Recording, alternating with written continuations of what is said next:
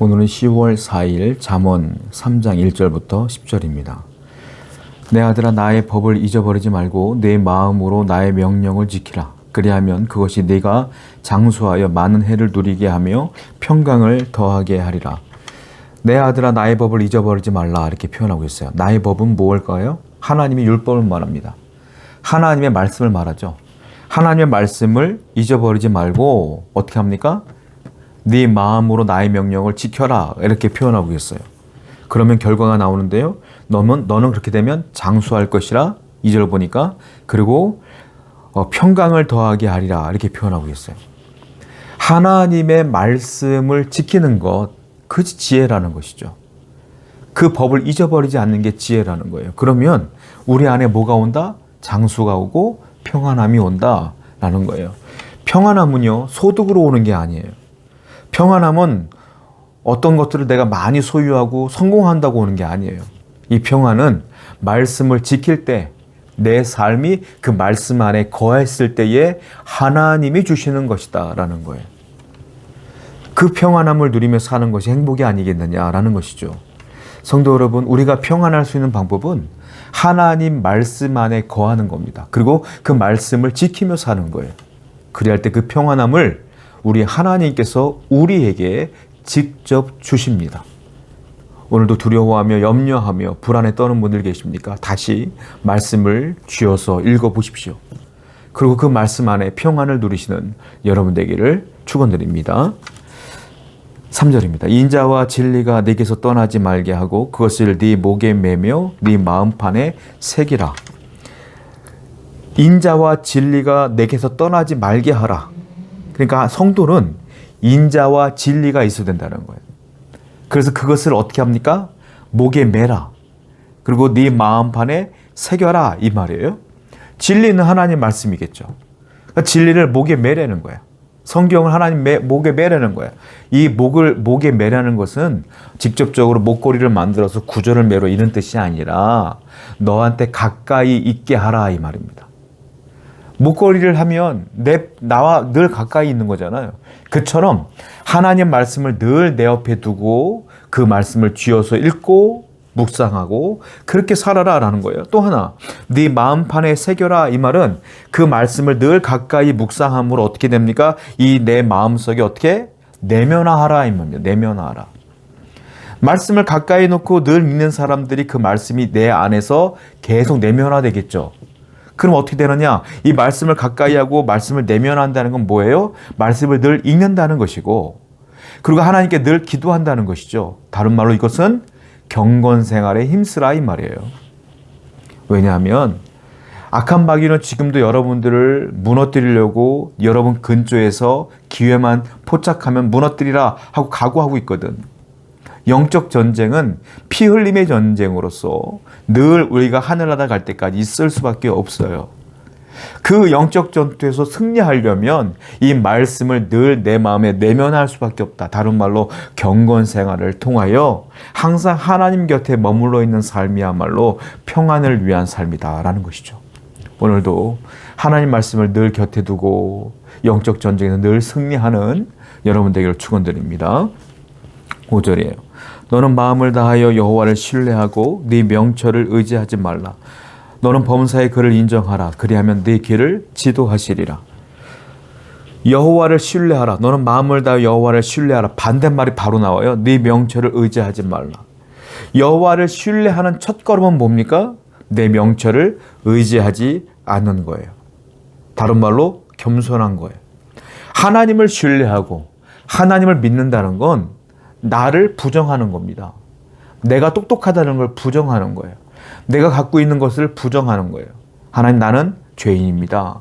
나는 연약합니다. 미련합니다. 아무것도 몰라요. 즉 나를 부정하는 거야. 이 교만함을 없이 하고 겸손하게 하나님을 향하여 나가는 것, 그것을 뭐라고 말합니까?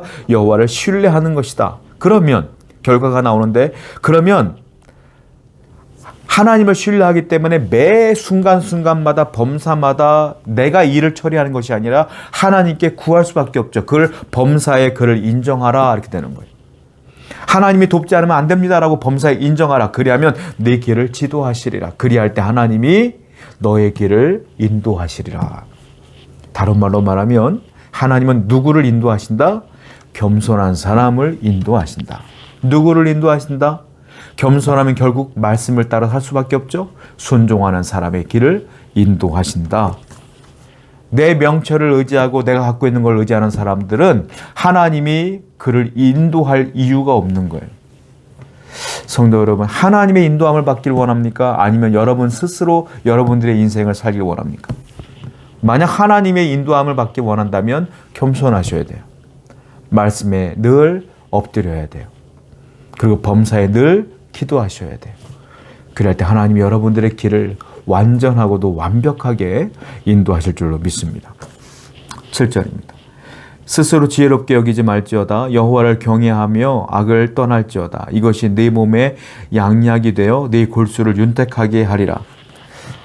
여호와를 경외하며 악을 떠날지어다. 여호와를 경외하라. 그 앞에 무슨 구절이 있습니까? 스스로 지혜롭게 여기지 말라. 즉 여호와를 경외하는 첫걸음은 무엇이냐? 스스로 지혜롭다고 생각하지 말라 이거예요.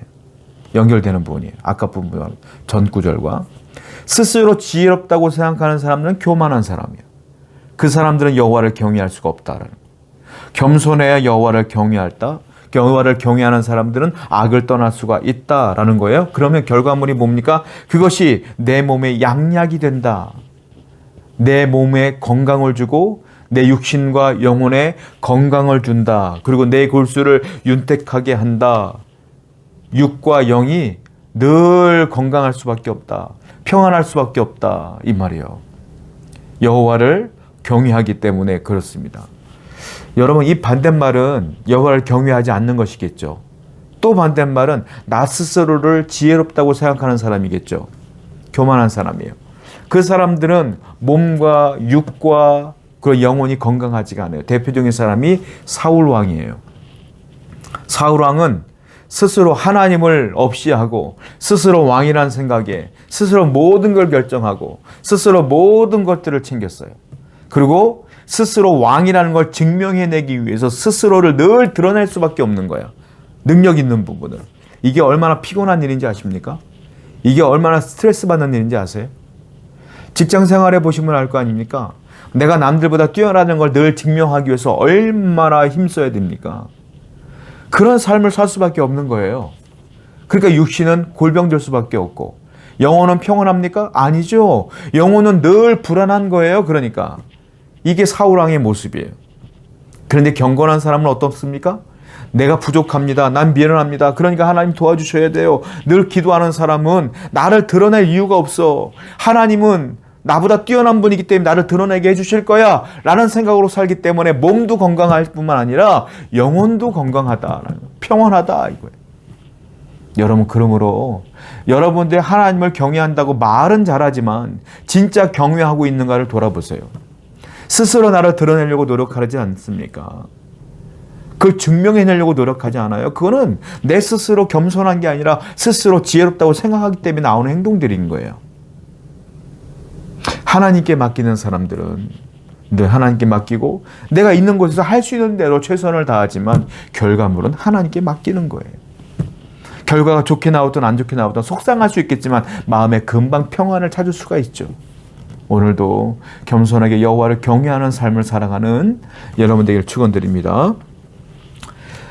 9절입니다. 네 재물과 네 소산물의 처음 익은 열매로 여호와를 공경하라. 그리하면 네 창고가 가득히 차고 네 포도즙 틀에 새 포도즙이 넘치리라.